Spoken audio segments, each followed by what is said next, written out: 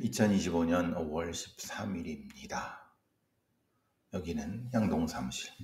어제 원주 연세대학교 강의 갔다가 모친이랑 저녁 같이 먹고, 아이고 또 모친이 또 감기 달리셨네 그래갖고, 아이고 얘 이제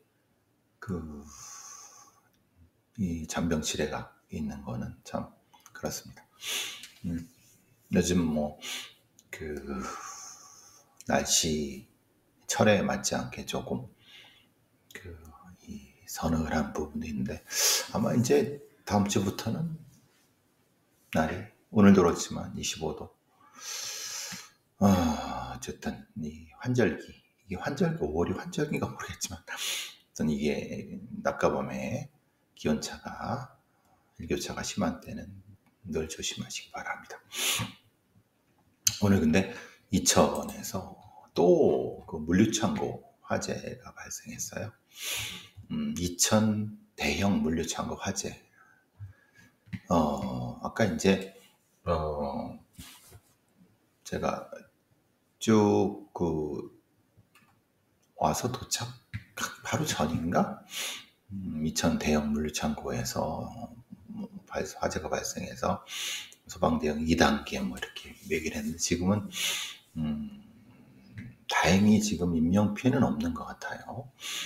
그리고 소방대원들이 진입해서 인명 피해 여부를 확인하고 있다라고 하는데, 야간이 아니고, 그리고 제일 다행인 것은 불이 난 곳이 지상 3층입니다.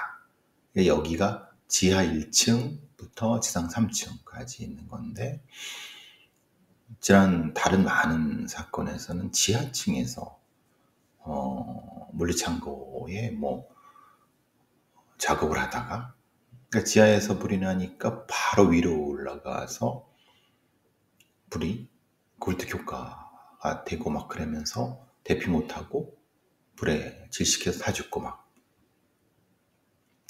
그러니까 그나마 다행인 것은 지상 3층에서, 맨 꼭대기층이니까 사실은 연기는 위로 올라가니까요. 그러니까 아래로 내려가는 것은 실제로는 속도가 많이 늦죠. 근데 그래, 다친 사람이 없거나 돌아가신 분이 없어서 다행인데, 왜 불이 났냐 이 말이에요.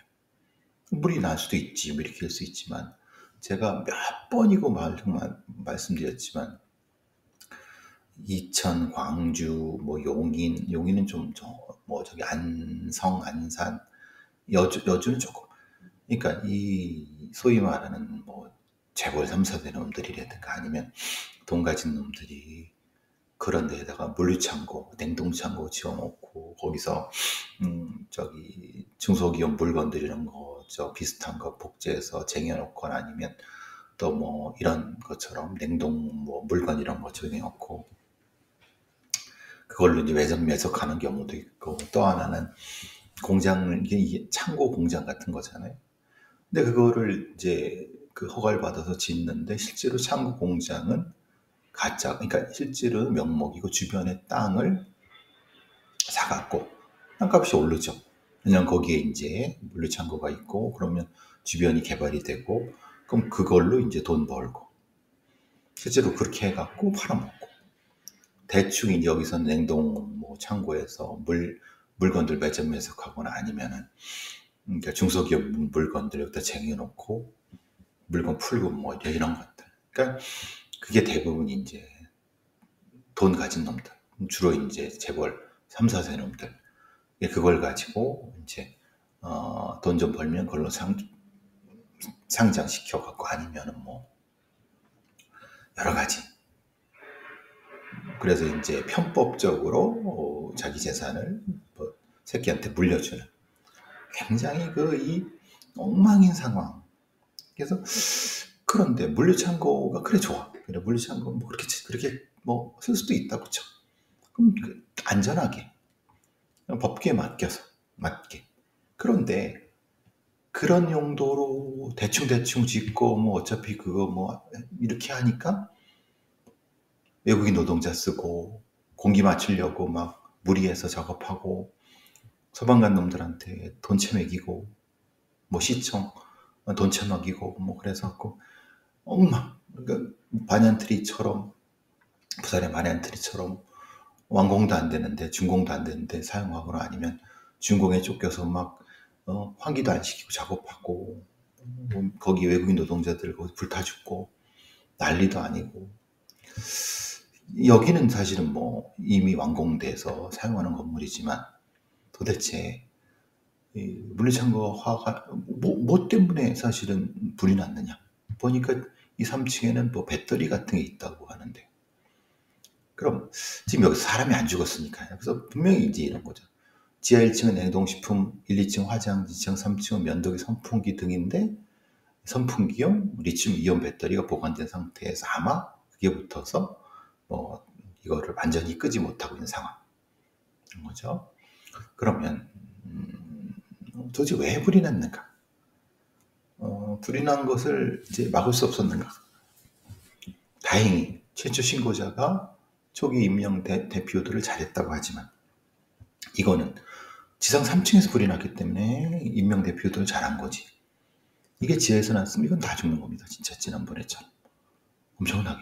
그리고 이거 끄지 말고 인원 검색하려고 들어갔던 소방관들도 죽을 수도 있어요. 이게 참 갑갑한 것은 3층에 대해서 건물 안전진정검을 실시한 뒤에 임명 검색을 해야 되는 게 맞습니다.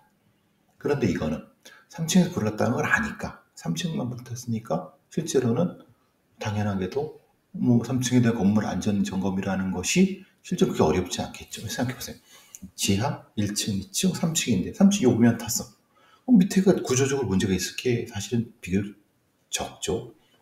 근데 예전에는 지하에서 불나갖고 2층 막 검색을 하다가 소방관도 죽고 다 죽고 이게 그러니까 이게 도대체 누구 책임이고 혹은 소방시설 시설에 대한 점검 문제라든가 허가 문제라든가 이런 것들 사실 그 다 엄격히 다 따져봐야 됩니다. 근데 이 사람이 안 죽었다고 하니까 따지겠냐 이 말이에요. 저는 이런 사건들이 그러니까 사람이 안 죽은 건 다행이고 안 다친 건 다행인데 그럼 뭐 그냥 쉽게 넘어가는 겁니다. 아유 사람 안 죽었는데 뭐. 그런데 불이 왜 났어? 사실 소방시설이 엉망이야. 아니면 사실 뭐 누군가 뭐 뇌물 처먹고 그걸 어떻게 했어? 만약에 그러면 이게 밝혀지겠냐 이 말이. 그냥 조용히 덮고 넘어가겠지. 하필 그게 소방시설을 하는 그런 걸 하는 소방당국에서 하니까 이게 뭐가 이상하죠. 그죠? 하여튼 뭐 많은 사람들이 상당히 많이 걱정했던 부분인데 늘 하는 얘기야. 이것에 대한 어떤 발화라든가 아니면 뭔가 문제가 있는 걸 찾아야 된다라고는 생각하죠. 찾겠냐 이 말이에요. 애들은 넘어가면 또 비슷한 일이 또 터지는 거고 또 터지는 거 그러겠죠. 하여튼 좀 그렇습니다.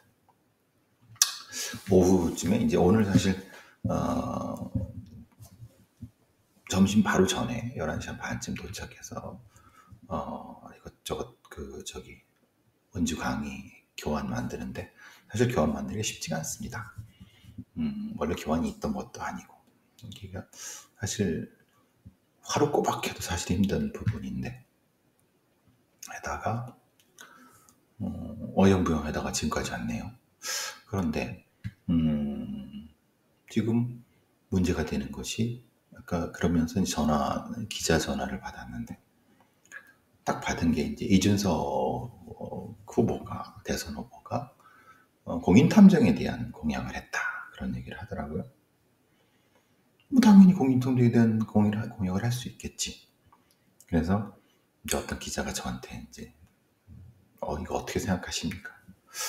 물어보길래 저는 뭐 제가 그 공인 탐정에 대한 어떤 뭐 전문가도 아니고 누구누구 그러니까 요즘 뭐 공인 탐정 쪽에서 민간 자격증 쪽에서 많이 협회 했더니 바로 전에 전화했다 뭐 이런 얘기를 하대. 그럼 뭐 내가 편하게 얘기할 수 있지. 왜냐면 어차피 주요한 건 그 사람한테 들었을 것이고 저도 개인적으로 몇 번 통화도 한 사람인데, 그러면 나는 맘대로 떠들 수 있겠다 생각해서 쭉 떠들었는데, 사실 좀 안타까운 면은 분명히 있습니다. 왜냐하면 사실은 요번 국회가 아니라 지난번 국회 혹은 그 지난번 한 4년 전 정도에 이미 코로나 그때쯤 고전 왔다 갔다 5년 4년 전에 그 이전 국회, 지금 이전 국회, 그래서 이미 공인 탐정에 대한 탐정 제도에 대해서 국가 공인 탐정에 대한 기본적인 법안은 다 나왔다. 그런데 그럼 다 나왔으면 그냥 그 법을 만들면 되지라고 하겠지만, 문제가 있는 것이, 그럼 공인탐정의 주로 누가 될 것이냐? 생각해보시면 여러분, 공인탐정은 누가 되겠습니까? 기본적으로 퇴직 경찰들이 되겠죠. 그죠? 퇴직 경찰 숫자가 많죠. 근데 여기서 문제가 되는 것은 퇴직 경찰만 있습니까? 생각해보시면 검찰 수사관도 있습니다. 그런데 퇴직 경찰은 다수고 검찰 수사관은 거기에 비해 소수입니다. 그리고 그들만 하게 하면 또 형평성에 문제가 있으니까 경찰이 아니고 퇴직 경찰도 아니고 퇴직 검찰 수사관도 아니지만 그걸 하고 싶은 전혀 그 경력이 없는 사람도 뭔가를 이렇게 할 수 있게, 그것도 사실은 필요한 부분이거든요. 근데 어쨌든 제가 들은 건 그런 거죠. 지금 국민의힘의 윤재호 그 경찰 출신이죠. 그리고 민주당의 또 이런 사람들이 또 변호사 출신들, 검찰 출신들 많지 않습니까? 이해관계자가. 왜 근데 검찰 출신의 변호사들이 항상 검찰 수사관들의 처우에 대한 당연히 로비를 받는 거니까. 아니, 당연히 그 사람들이 이렇게 되니까. 그러니까 검찰청이 데리고 있는 8,000명이 넘는 검찰 수사관들을 올해 퇴직 관련돼 갖고 굉장히 핵심적인 이해관계죠.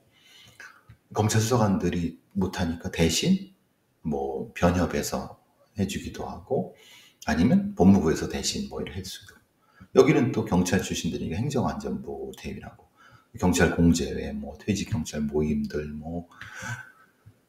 굉장히 다양한 이해관계자가 존재합니다. 거기다가 경찰학과, 경찰행정학과, 그리고 경찰행정학과는 아니고 탐정학과, 그죠? 그리고 탐정 비슷한 이름을 가진 경찰행정학 어떤 유관된 그 학교들, 즉 그걸 통해서 탐정 자격증이라 이런 것들 이렇게 할 수 있는, 굉장히 이해관계가 복잡합니다. 근데 지난번에 이게 통과되지 않은 것은, 제가 듣기로는 검찰 수사관과 경찰, 퇴직 경찰, 퇴직 사이에 비율 문제, 핵심적인 건 저거죠. 아시다시피 이제 1차 시험을 얼마나 면제해 줄 것이냐. 그러니까 사실 1차, 2차 시험이 있겠죠. 국가공인 자격증이니까. 보통 1차, 2차 보고 1차 시험에서 몇 개 면제, 2차 시험에 뭘 보고, 그리고 그것을 얼마만큼 몇 명을 제한할 것이냐. 이런 부분이 핵심적인 부분입니다.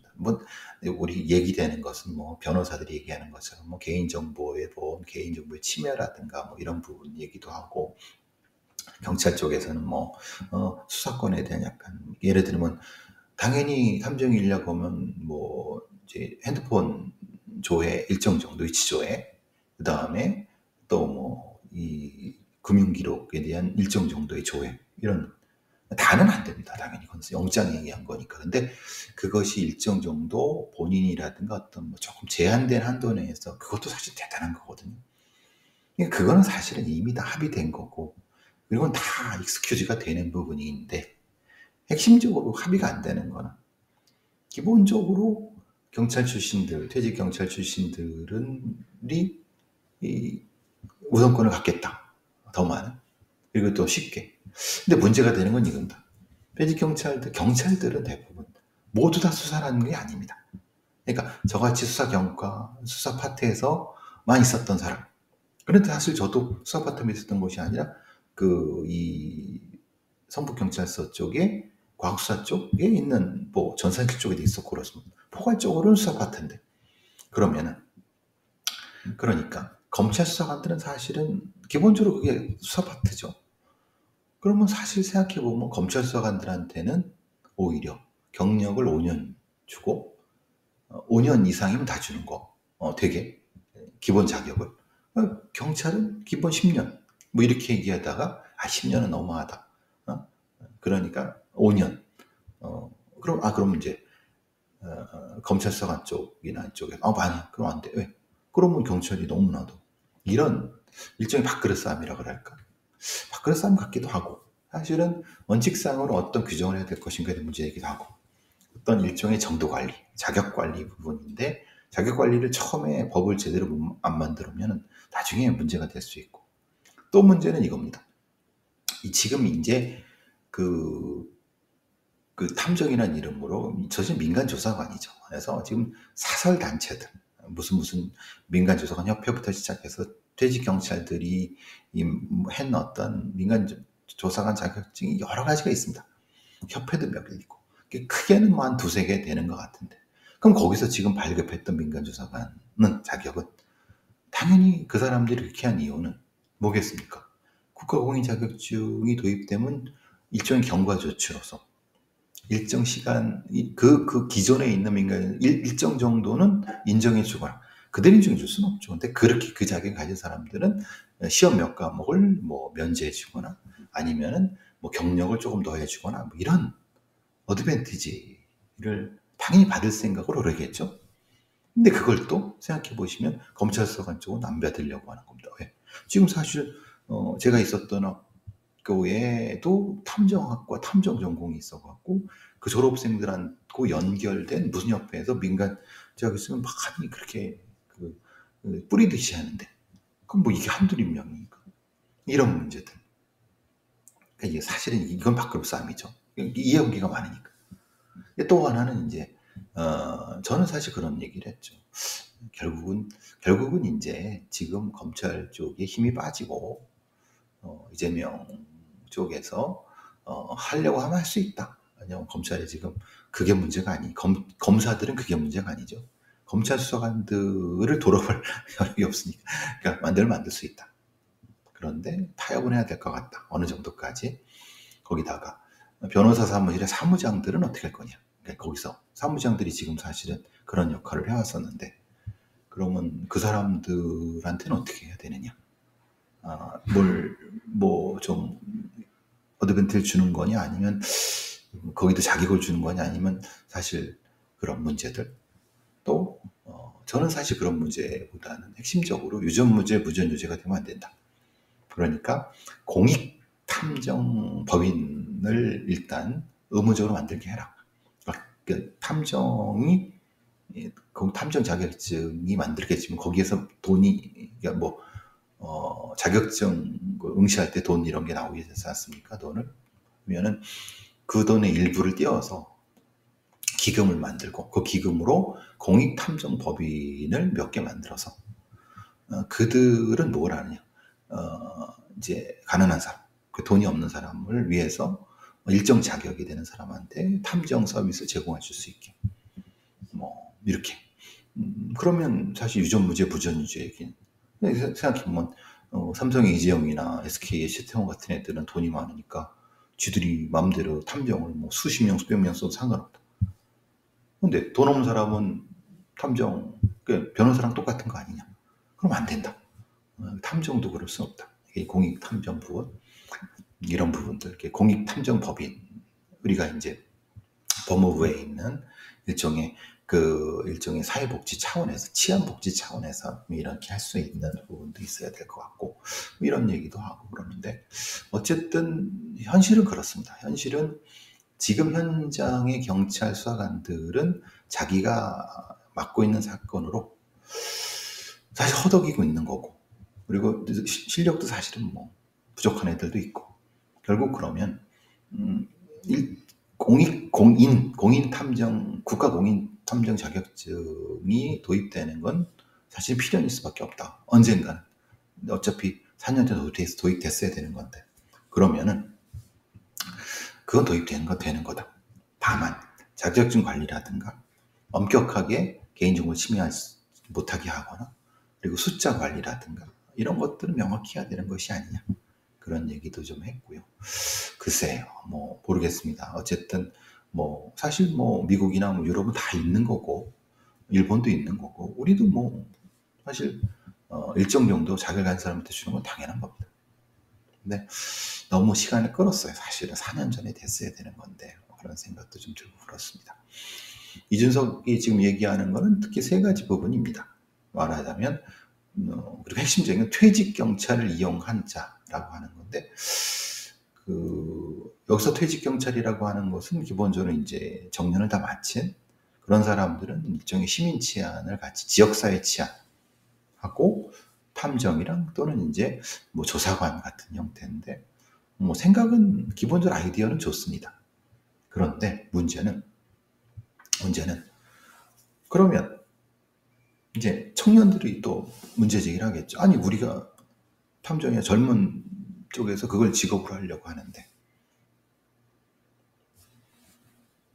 뭐 퇴직한 사람들이 또 하려고 하면 그러니까 이준석의 생각은 퇴직 경찰들이라든가 그런 사람들의 표를 얻으려고 했지만 그게 진행되다 보면 사실은 그렇게만 되진 않을 겁니다. 왜냐하면 사실 20대 젊은 청년들도 탐정하는 게 당연한 거 아닙니까? 그럼 그 자격 조건이라든가 이런 부분은 어떻게 할 거냐? 이게 또 분명히 부딪힐 겁니다. 그러니까 이준석이 말은 잘 꺼냈는데 자신한테 도움이 될지는 모르겠습니다. 이게 본격적으로 얘기가 되면 그러면 오히려 거꾸로 그래 탐정 자격 되면 그 20, 30대한테 주고 자격 뭐 이렇게 이런 일도 있네요. 그런 부분들이 왔다 갔다 하지만 어쨌든 뭐 이런저런 얘기들 그래도 대선이 되면서 오늘 이제 차 타고 오다가 이런 기자들 얘기하는 거 들어봤는데 방송에서 그러니까 이재명은 부자 몸조심 그래서 공약이 두루뭉술하다. 왜? 쟁점을 만들지 않으려고 한다. 굳이 지금 어쨌든 지지율이 50 넘어가는데 49, 51 왔다 갔다 하는데 굳이 쟁점을 만들어서 다 좋고 좋은 얘기. 그리고 김문수는 실제로는 준비가 안 돼 있고 그러니까 걔도 두루뭉술. 근데 이준석만 사실은 이준석은 뭐 당선될 수 없죠. 어떻게 당선이 되겠습니까? 그러니까 오히려 참신하고 오히려 그 날카로운 공약들을 많이 제기한다. 예를 들면 이제 이 공약도 그렇고 여러 가지. 그러니까 물론 나중에 문제가 될 수도 있습니다. 이게 어떤 성안이 되고 합의가 되고 과정에서 그렇지만 그게 무슨 상관이에요? 이준석은 명확하게 자신의 타겟층을 하고 거기에 맞게끔 자신을 부각시켜서 최소한 두 자릿수를 얻고 하면은 본인은 뭐 퍼펙트한 거니까. 근데 이제 안타까운 건 그런 거죠. 문재인 때도 마찬가지였는데 그러니까 박근혜 탄핵 이후에 그러니까 워낙 그 지지율이 높으니까 쟁점을 안 만들려고 공약이 너무 두루뭉술하다. 그러니까 근데 공약이 두루뭉술해서 했다는 건 그래 어쨌든 이재명이 돼갖고 잘하면 되지 뭐 라고 하는데 문제는 그렇게 되다 보면은 이제 길을 잃을 수 있다. 뭐 경제 우리나라 잘 살게 하고 경제 좋게 하고 그게 좋지. 근데 어떤 공약을 어떻게 해서 구체적으로 치밀하게 이게 없으면 현상 유지만 하다가 그냥 그러니까 쟁점을 회피해서 안전 빵으로 가는 것도 방법일 수 있지만 정치는 꼭 그런 것이 아닐 것이다 라는 생각을 하면서 제가 아까 KBS 라디오 작가한테도 얘기를 뭐 이거 톡을 했지만 경찰 관련된 치안 관련된 후보들의 공약은 그래도 한번 살펴보는 게 낫지 않느냐. 어쨌든 저는 이제 KBS 라디오 방송하러 갑니다. 생방송 6시 40분에 KBS 1라디오 뉴스레터.K 많이 청취 시청 바라겠습니다. 유튜브로 나옵니다.